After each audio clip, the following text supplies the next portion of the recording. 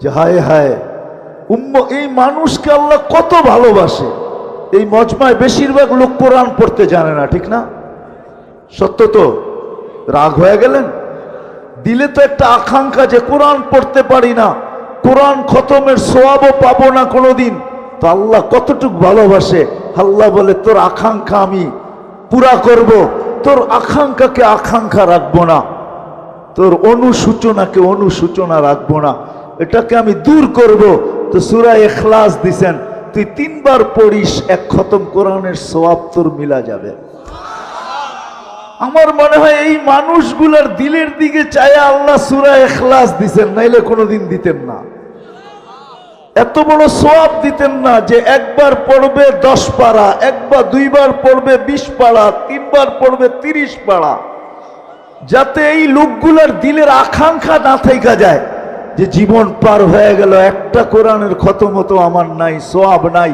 আল্লাহ বলে 3 বার পড়, ডেলি যদি 300 বার পড়স তাহলে 100 কোরআন খতমের সওয়াব ডেলি তোর আমলনামায় লাগতে থাকবে। 3 বার পড়, ডেলি যদি 300 বার পড়স তাহলে 100 কোরআন খতমের সওয়াব ডেলি তোর আমলনামায় লাগতে থাকবে। 300 বার পড়তে নাইলে 30 মিনিটই লাগবে, আরে 300 মিনিটই লাগবে। 300 মিনিটে কয় ঘন্টা? এত ঘন্টা লাগবে না। একবার পড়তে 1 মিনিট লাগে না, আধা মিনিট লাগে কিনা সন্দেহ আছে। 30 সেকেন্ডে পড়া যায়। এই জন্যই তো এক গ্রাম্য সাহাবী সূরা ইখলাস যখন নাযিল হয়েছে তো চিৎকার দিতেছিল আর নাচতেছিল। সবাই বলে তুই চিৎকার দিস কেন আর নাচস কেন? কয় নেমার রব রব্বুনা, জয় আমাদের রবের জয়। বলছে কোন দিক দিয়া? কয় ইয়াখুদ কলিল ওয়া ইউতিল জাসিল, ছোট একটা সূরা পড়তে দেরি 10 পারা কোরআনের সওয়াব দিতে দেরি করে না। এরকম রব পাবো তো পাবো কোথায়? ওই রবের স্লোগান দিব না তো দিব কার? তো আল্লাহর রাসূল বলতেছে এ বুঝছে, তোমরা বোঝো না। হায় হায়, আমি তো বলি এই উম্মতকে আল্লাহ ডাকার দায়িত্ব নিছেন, ডাকার দায়িত্ব নিছেন। কোন উম্মতকে আল্লাহ ডাকার দায়িত্ব নেয় না। ওলামাদেরকে যেখান নামাজ সব উম্মতের জন্য ছিল, কিন্তু কোন উম্মতকে ডাকার দায়িত্ব আল্লাহ নেন নাই। শুধু আমাদের নবীজির দিকে তাকায় আল্লাহ মনে হয় ডাকার দায়িত্ব নিছেন, যে বন্ধু 50কে 5 করে দিলাম, এখনো আপনি চিন্তিত কেন? মুসা আলাইহিস সালাম বলতেছিলেন আমি 2 ওয়াক্ত পড়াইতে পারি না, আপনি 5 ওয়াক্ত পড়াইতে পারবেন না, যান কমায়া নিয়ে আসেন। একদিকে দিলের ভিতরে চিন্তা ছিল আমার উম্মত 5 ওয়াক্ত পড়বে তো পড়বে কি করে, আর একদিকে চেহারায় লজ্জা ছিল আবার যাইতো কমানোর জন্য যাই কি করে।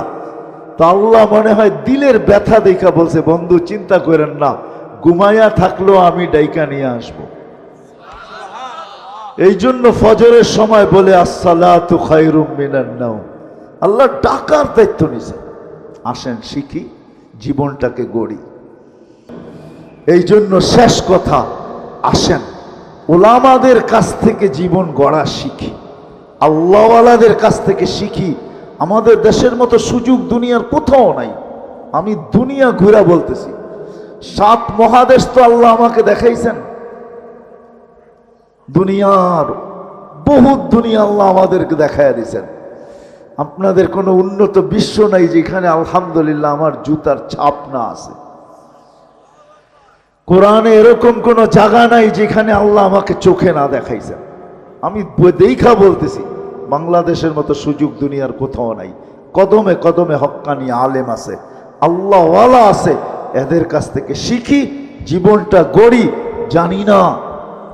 জানি না কার ডাক কখন চলে আসবে, আসতে দেরি।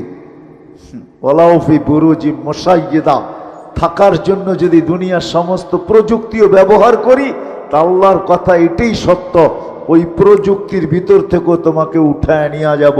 প্রযুক্তি শুধু দেখতে থাকা যাবে, শুধু তাকায় থাকবে, কিচ্ছু করার ক্ষমতা থাকবে না প্রযুক্তি। এই জন্য শিখবেন তো, আলেমদের কাছ থেকে শিখবেন তো, আলেমদের কাছ থেকে শিখেন। এটা বললেন না নেটে চাপ দিলে সব পাওয়া যায়, ঠিক না? হ্যাঁ পাবেন, কিন্তু আলেমের দিকে হাঁটার সোয়াব কোত্থেকে পাবেন? আলেমের চেহারা দেখার সোয়াব কোত্থেকে পাবেন? কিছুক্ষণ যে বসে থাকবেন ওইটার সোয়াব কোত্থেকে পাবেন? সোহবতের সোয়াব কোত্থেকে পাবেন আপনি? এই জন্য শিখবেন তো, পাক্কা ওয়াদা, বিলকুল।